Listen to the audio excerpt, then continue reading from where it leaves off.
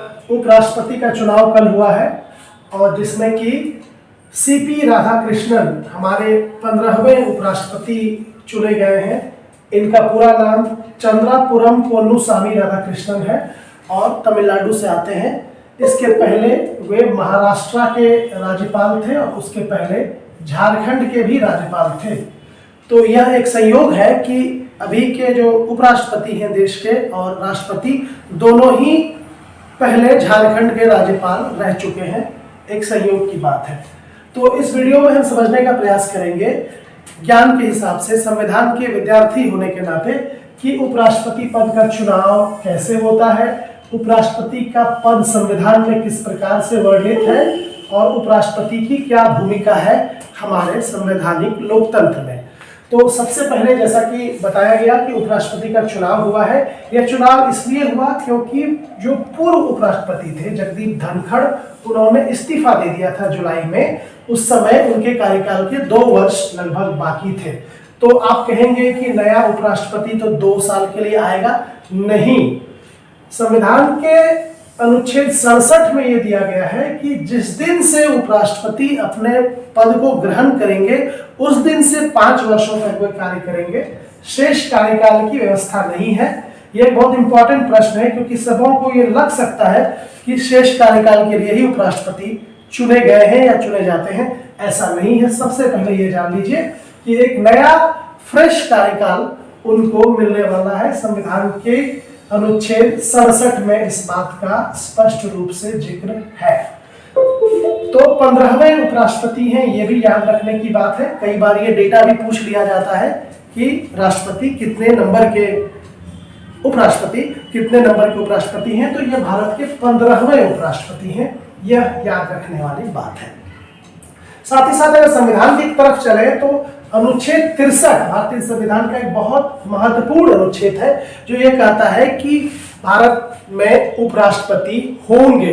There shall be a vice president of India. Bharat में उपराष्ट्रपति होंगे। और अगली धारा 64 ये कहती है कि वे राज्यसभा के पदेन सभापति होंगे, एक्स ऑफिशियो चेयरमैन होंगे। इसका मतलब यह है कि राज्यसभा की बैठकों की अध्यक्षता और संचालन वो करेंगे और यह स्पष्ट रूप से लिखा हुआ है। और यह व्यवस्था कुछ हद तक आपको बताएं कि अमेरिका की जो सीनेट में व्यवस्था है, सीनेट जो वहां का सेकेंड चैम्बर है, स्टेट्स का चैम्बर है राज्यसभा की तरह, वहां भी यही व्यवस्था है कि अमेरिका का जो वाइस प्रेसिडेंट होता है वो सीनेट का पदेन सभापति होता है। तो यह व्यवस्था कुछ अमेरिकी सीनेट की व्यवस्था से मिलती जुलती है। उसके बाद एक और अनुच्छेद महत्वपूर्ण है, अक्सर पूछा जाता है, अनुच्छेद 65, जिसमें यह दिया गया है कि अगर राष्ट्रपति का पद रिक्त है किसी कारण से तो उपराष्ट्रपति ही राष्ट्रपति की जो जिम्मेदारी है वो संभालेंगे, उस पद पे वो कार्य करेंगे और उस पद पर रहते हुए उपराष्ट्रपति को राष्ट्रपति को मिलने वाली सभी प्रकार के अधिकार और सुविधाएं प्राप्त होंगे। मतलब उस समय उपराष्ट्रपति ही राष्ट्रपति होंगे व्यवहार में, और उनके जो ऑफिस और उनके कामकाज में जो पूरा वो खर्च आता है वो भारत सरकार के कंसोलिडेटेड फंड से, मतलब संचित निधि से वह खर्च होता है।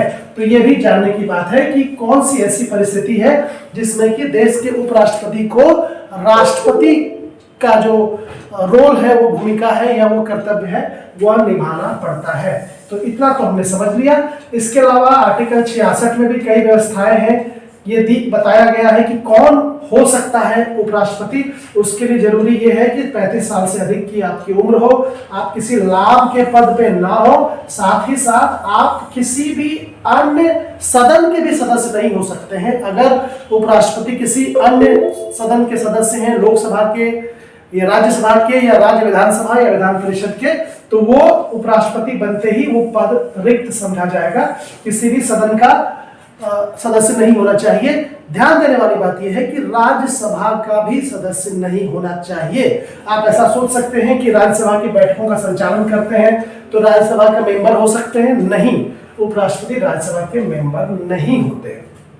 ये भी ध्यान देने वाली बात है। आर्टिकल 66 में सारी योग्यताओं और अयोग्यताओं का जिक्र किया गया है। साथ ही साथ परीक्षाओं में यह भी पूछा जाता है कि उपराष्ट्रपति को कैसे पद मुक्त किया जा सकता है, कैसे हटाया जा सकता है।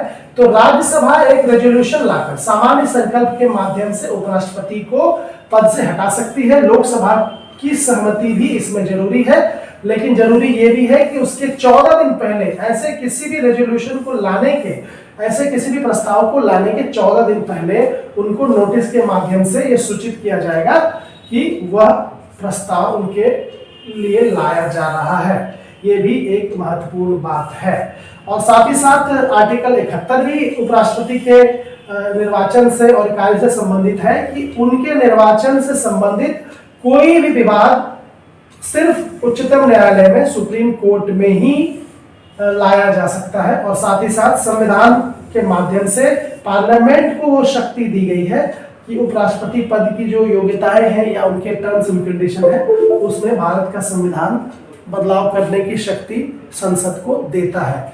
तो याद रखने वाली बात है, सीपी राधाकृष्णन 15वें उपराष्ट्रपति बन गए हैं, एक प्रोसेस के तहत बने हैं। प्रोसेस भी क्या है, लोकसभा के सदस्य उसमें वोट करेंगे और राज्यसभा के सदस्य भी उसमें वोट करेंगे। दोनों ही सदनों के जितने भी सदस्य अभी हैं, आप देख रहे हैं कि 233 राज्यसभा की स्ट्रेंथ है, 12 नॉमिनेटेड मेंबर है और 543 लोकसभा की स्ट्रेंथ है, इलेक्टेड मेंबर्स की 542 मेंबर्स हैं। तो ये सारे मिलाकर वोट करेंगे और सीपी राधाकृष्णन को 452 वोट्स मिले हैं और जस्टिस सुदर्शन रेड्डी जो उनके प्रतिद्वंदी थे उनको 300 वोट मिले हैं। तो कुल मिलाकर 752 ही वैध मत इस चुनाव में पड़े हैं और उसमें उपराष्ट्रपति के पद पर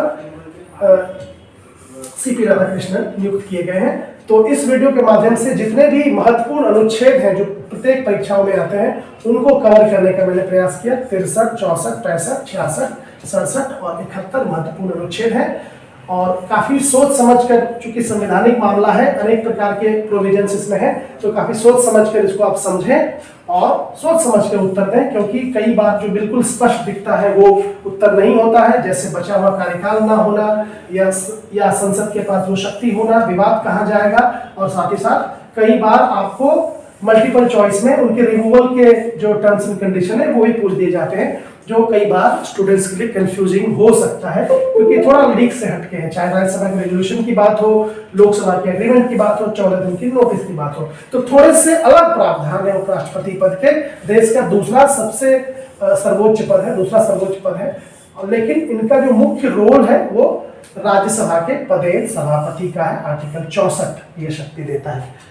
तो उम्मीद है कि आपको ये वीडियो पसंद आएगा और जो भी अन्य करंट अफेयर्स के मुद्दे होंगे उनको भी अपने वीडियो के माध्यम से लाते रहेंगे।